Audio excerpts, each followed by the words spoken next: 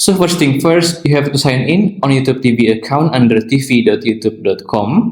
And after that, you want to make sure you are already purchasing the base plan of YouTube TV and also the NFL Red Zone with the Sports Plus bundle.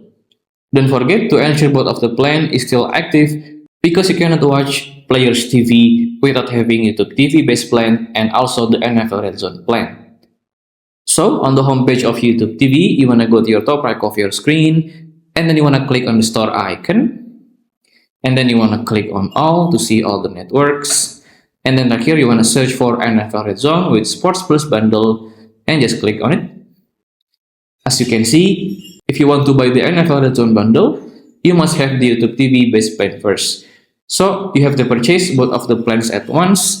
But if you already have the YouTube TV base plan, you are eligible to purchase just the NFL Red Zone package.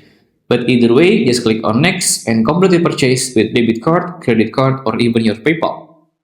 And then to watch Players TV, you wanna go to your top right of your screen, but this time click on the search icon.